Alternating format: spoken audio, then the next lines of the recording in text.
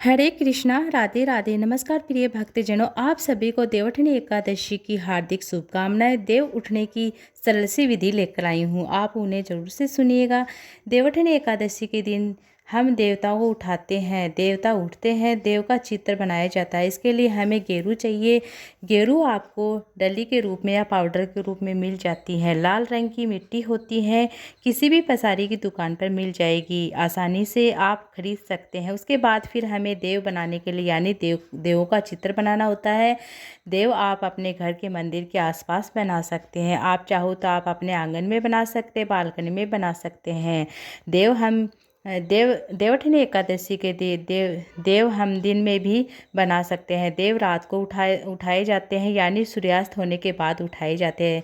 देव का जो चित्र होता है वह दिन में हम बना लेते हैं। जिस जगह पर हम देव बनाएंगे उस जगह पर अच्छे से हम साफ़ सुथरा कर लेते हैं, गंगा जल छिड़कते हैं। उसके बाद फिर हमें देव बनाते हैं। देखिए, इस तरह से पहले हम देवताओं का घर बना लेते हैं। ऊपर हमें वी आकृति की इस तरह का डिजाइन बनाना होता है। उल्टा हम बना लेते हैं। फिर चारों तरफ से हम लाइनें लगा देंगे और वे लाइनें हमें डबल लगानी होगी। नीचे की तरफ हम थोड़ी सी जगह छोड़ देंगे। बिल्कुल बॉक्स की तरह हमें बना लेना है। इसे देवों का घर बना कहा जाता है। देवउठनी एकादशी के दिन जब श्री हरि विष्णु भगवान उठ जाते हैं, यानी देव जब उठ जाते हैं, उसके बाद ही हम शुभ मांगलिक कार्य शुरू करते हैं। पहले देव उठाए जाते हैं, उसके बाद शादी विवाह के जो कार्य होते हैं वह शुरू किए जाते हैं, संपन्न किए जाते हैं। यहाँ देखिए, शाम को आप जैसे कि प्रदोष काल के समय 5:30 के बाद आप कर सकते हैं।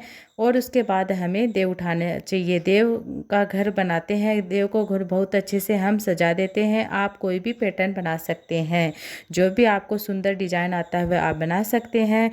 मैंने यहाँ जिंग जेंग का पैटर्न बनाया है। अंदर मैंने डॉट लगा दिए। इस तरह से आसान तरह से बना लेना है। फिर हम देव के हाथ बना देंगे। दोनों तरफ हमें इस तरह से हाथ बना लेने हैं।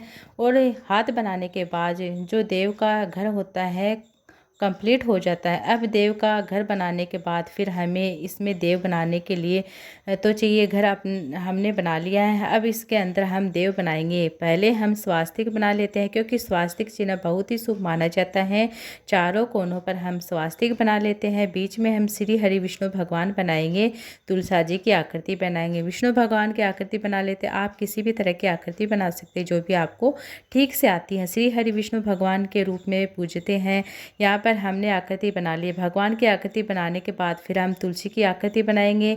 कार्तिक के महीने में तुलसी पूजन का बहुत अधिक महत्व होता है। एक तरफ हमने यहाँ तुलसी बना ली है, दूसरी तरफ हमने सीढ़ी बना ली है। सीढ़ी जो होती है प्रकृति का प्रतीक होती है, ऊंचाई पर जाने का प्रतीक होती है। सीढ़ी आप जरूर बनाइए। अब हमें घर में जितने भी सदस्य हैं सबके पैरों के निशान बना लेते हैं। तो पैरों के निशान बनाने के लिए देखिए, आप 8 मतलब इस तरह से 8 आकृति बना ले हैं, अंगुली बना लेंगे और पैर जैसा दिखाई देगा। जितने भी सदस्य हैं सबके पैरों के निशान बना लेते हैं। उसके साथ ही हमें एक जोड़ा छोटे छोटे पैरों के निशान एक्स्ट्रा बना लेने हैं, आने वाली पीढ़ी के लिए जो एक जोड़ा ज़्यादा होता है। साथ ही हम कमल का फूल बनाएंगे, जो भी शुभ चिन्ह माना जाता है। सभी शुभ चिन्ह आप यहाँ पर बना सकते हैं, आपको जो आता है।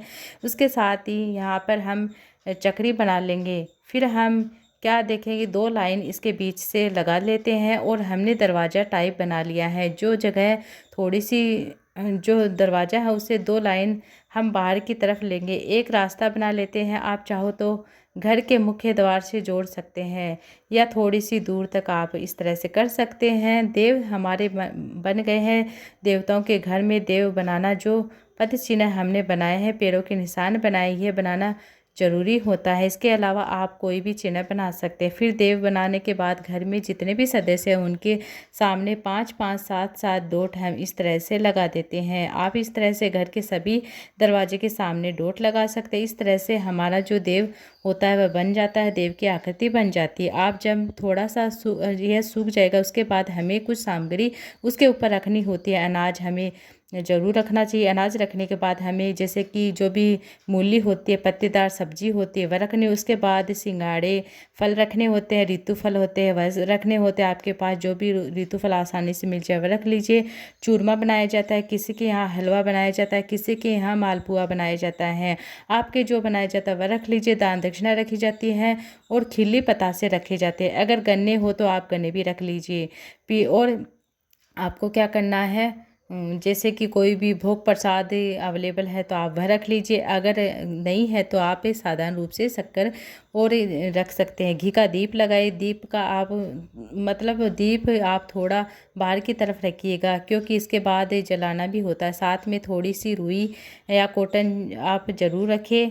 ये सारी चीज़ें रखने के बाद फिर हम रात में क्या करते हैं, परात के ऊपर हम सबसे शुद्ध बर्तन लेते हैं। इसलिए हम परात लेनी होती है या थाली ले सकते हैं ढकने के लिए। स्वास्तिक बनाए उसके ऊपर, इस तरह से हमारे देव उठते हैं तो बन जाते हैं। अब हमने अपने देवताओं को सुला दिया है। वे आप ये काम आप 3 या 4 बजे के आसपास कर सकते हैं। आप दिन में किसी भी समय देव इस तरह से बना लीजिए। फिर शाम को जब सूर्यास्त होगा तब हम देव उठाते हैं। देखिए, जब सूर्यास्त हो, हल्का फुल्का अंधेरा हो, प्रदोष काल का समय, उस समय आप पूजा करें। घर में जितने भी बच्चे हैं, महिलाएं हैं, उतने सदस्य आप यहाँ आसपास बैठ जाइए। सबसे पहले हम दिया जलाते हैं। उसके लिए दियों को हम साइड में रखते ताकि बिना परात को उठाए इस दिए को जला सके। इस तरह से कर लेते हैं। फिर परात बजाते हैं, हम देवता उठाते हैं। घर में सब सदस्य परात को बजाते हैं, गीत गाते हैं। और देवउठनी एकादशी के दिन अगर आपका परिवार बड़ा है तो आप अपने पूरे परिवार को सम्मिलित कीजिए। भजन कीर्तन जो भी आता है वह आप कर सकते हैं। इस दिन आप हो सके ज़रूर कीजिएगा। नाम लिया जाता है, ओले कोले धरे नार जियो बुग्गू तेरे यार, ओले कोले धरे नार जियो यासु ते यार जी, ओले कोले जिए यार वीरो कोले। जितनी इस घर सीख सलाई, उतनी उस घर वह आई। जितनी खूटी टांगू सूट, उतने उस घर में पूत जने। जिसके घर में इस तरह घर हाथी घोड़े उठ, नारायण बैठ नारायण चल चना के खेत, नारायण में बोहूँ तू सींच, नारायण में काटू तू उठाए, नारायण में पीसू तू छान, नारायण में पोहूँ तू जीम, नारायण कोरा करवा शीतल पानी। उठो देव पियो पानी, उठो देव देव अंगुलियाँ चटकाओ, देव जागो देव जागो देव जागो देव जागो देव। फिर हम जोर जोर से परात बजाते हैं। फिर अपने गोत्र का नाम लेते हैं, देव को उठाते हैं। उठो गाड़ी वाले के देव उठो, उठो गाड़ी वालों के देव उठो। इस तरह से परात को फिर से हम हटा लेते हैं साइड में और हमारे देव उठ जाते हैं।